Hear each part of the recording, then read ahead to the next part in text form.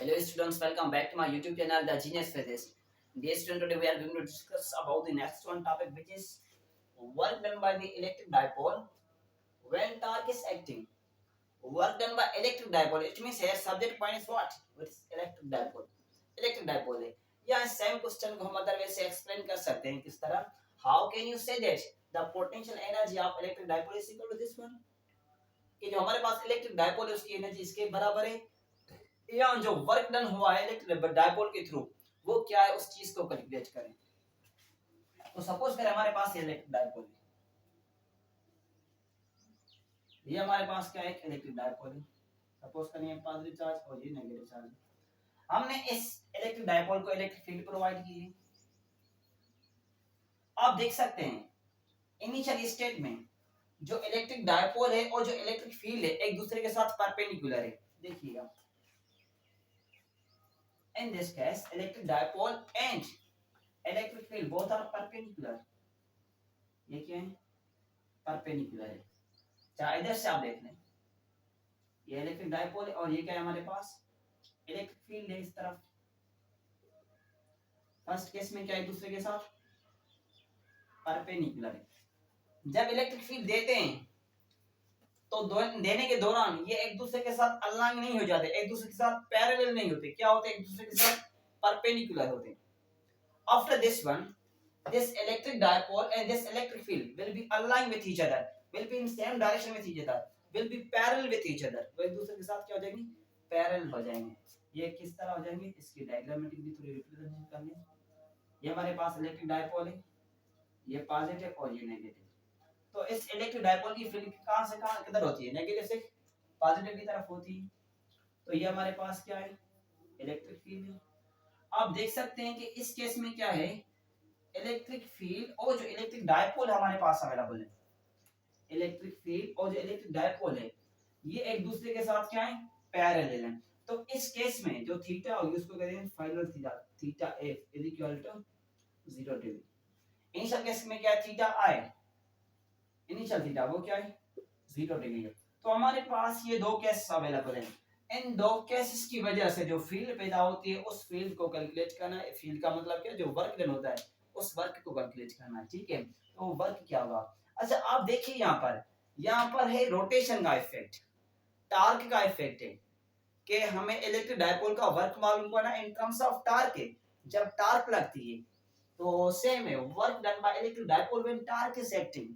तो आपको ये चीज मालूम होगी कि हमारे पास जो वर्क होता है dw is equal to tau d theta, tau d theta. यहाँ इसको मैं थोड़ा सा क्लियरली लिखूं tau d theta. This tau shows the torque, this shows the rotational effect of force, this shows turning effect of force। जो force का turning effect होता है उसको क्या कहते हैं टार्क है। इसमें रोटेशन अगर पैदा होती है इसको मैं फोर्स इधर से लगाऊं ये रोटेट करके आएगी, इसमें क्या पैदा है इसका मतलब ये हुआ इसमें रोटेशन। ये आप देखिए इसको मैंने फोर्स लगाई ये सर्कुलेट करके आया, इसका मतलब कि मैंने इसके ऊपर टार्क लगाई। तो टार्क की वजह से जो वर्क हुआ इस पार्टिकल का वर्क मालूम करेंगे। अगर इलेक्ट्रिक डायपोल है तो इलेक्ट्रिक डायपोल को फोर्स लगाने से जो टार्क पैदा होती है वो टार्क की वजह से जो वर्क होता है उस वर्क को मालूम करेंगे। ठीक है तो हमारे पास ये कंडीशन आ गई। देखिए ये क्या है डी थीटा है। ओके तो आप क्या करेंगे इसको इंटीग्रेट करेंगे next one step D theta. Okay तो आपको पता है कि टार्क को जब हम इलेक्ट्रो डायनामिक्स डिस्कस करते हैं तो टार्क का हम फार्मूला पढ़ते हैं एन थे N P E sine theta, N P E sine theta. Torque को शो करते हैं एन के साथ। तो मैं यहाँ लिख सकता हूँ एन डी थीटा और जो एन है एन का वैल्यू क्या है वो है P E sine theta.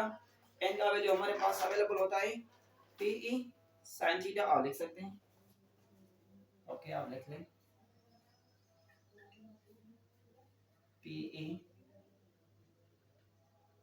Sine theta into D theta.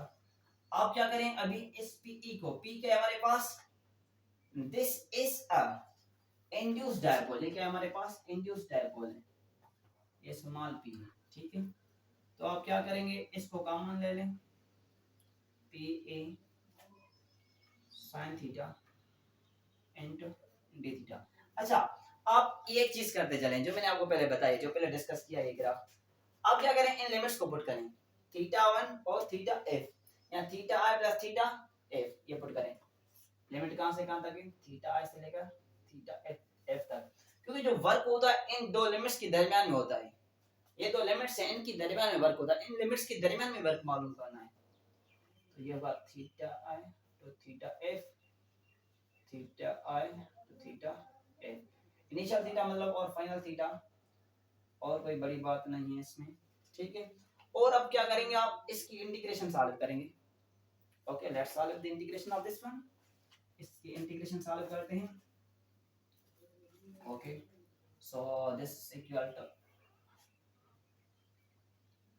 P E, जब हम इसकी इंटीग्रेशन सॉल्व करेंगे तो इसकी इंटीग्रेशन खत्म करेंगे, डायरेक्ट लिमिट पुट करेंगे, sin theta D theta, limits क्या है अभी, थीटा i तो थीटा f, इसकी इंटीग्रेशन सॉल्व करनी।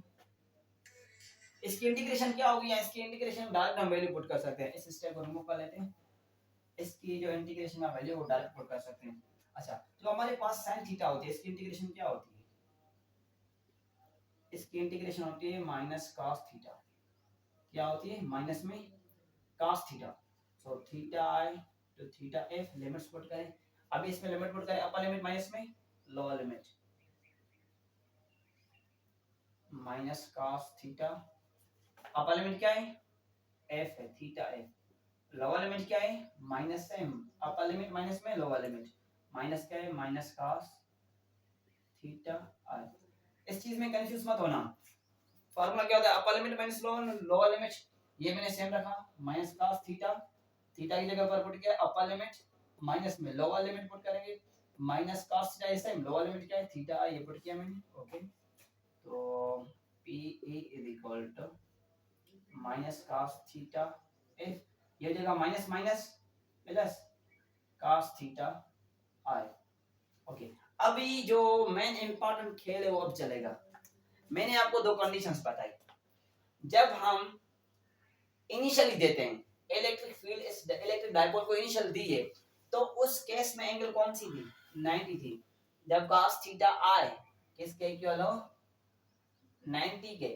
ये वो केस है जब हमने इनिशियली इलेक्ट्रिक डायपोल को इलेक्ट्रिक फील्ड प्रोवाइड की थी, तो उस केस में एंगल क्या थी, 90। तो इस केस में cos 90 किसके इक्वल होगी, this will becomes equal to 0। cos 90 का वैल्यू क्या होता है, 0 होता है। ओके, तो आप वैल्यू पुट करें, P A minus cos theta f plus यहाँ पर क्या है, cos इनिशियल एंगल क्या है, 90 डिग्री है, और जो फाइनल है वो भी पुट कर लेते हैं, वो क्या है, जब अलाइन हो जाते हैं तो ये 0 होती है, तो ये हो जाएगा होगा माइनस का 0 किसके इक्वल होता है, 1 के, तो यहाँ माइनस 1 अवेलेबल है, प्लस में क्या है cos 90 0, तो ये हो जाएगा हमारे पास माइनस में P E, this is equal to work done. इसको सॉल्व करेंगे क्या आएगा, वर्क आएगा, तो आप इसको लिख सकते हैं यू एफ माइनस में U I is equal to minus में पी ई, माइनस में पी ई आप लिख सकते हैं, U F minus U I is equal minus में पी ई लिख सकते हैं आप, या इसको डिफरेंस को आप लिख सकते हैं U is equal to minus में पी ई। ये हमारे पास क्या है, ये work done by electric dipole when torque is acting, ये हमारे पास है, ये वर्क डन जब इसी के ऊपर टार्क लगती है। ओके, ये क्लियर है, ये बात आपको मालूम होना चाहिए कि यहाँ पर जो ये जो पी है, this is a induced electric dipole, ये डायपोल मोमेंट है, यहाँ पर ये क्या इलेक्ट्रिक डायपोल मोमेंट है। ये नेगेटिव क्यों है, ये because there is electric dipole, यहाँ पर इलेक्ट्रिक डायपोल है, इलेक्ट्रिक डायपोल होने की वजह से यहाँ नेगेटिव साइन दे सकते हैं, या अदरवाइज मैंने जो ये ग्राफिकली कांसेप्ट आपको बताया कि इसकी वजह से भी हम इसको इस तरह मैनेज कर सकते हैं। सो अगर आपको कोई क्वेश्चन है तो आप इजीली कमेंट कर सकते हैं, मैं आपसे पूछ सकते हैं, so as soon as possible I will respond to you. Okay, so this is about what mean by electric dipole when torque is acting, or how can you say that electric potential energy या potential energy of electric dipole is equal to this one, इसके equal. तो ये simply proof होगा, ये simple concept है, मगर ये जो कॉन्सेप्ट बताया ना ग्राफिकली, इसको समझना लाजमी। अगर ये समझ में नहीं आएगा तो आप रटाई लगा सकते और कुछ नहीं कर सकते। ठीक है, तो जितना हो सके ये स्टडी करें। अच्छा, ये भी स्टडी ना आप जस्ट पेपर के लिए ना करें, चीजों को समझें।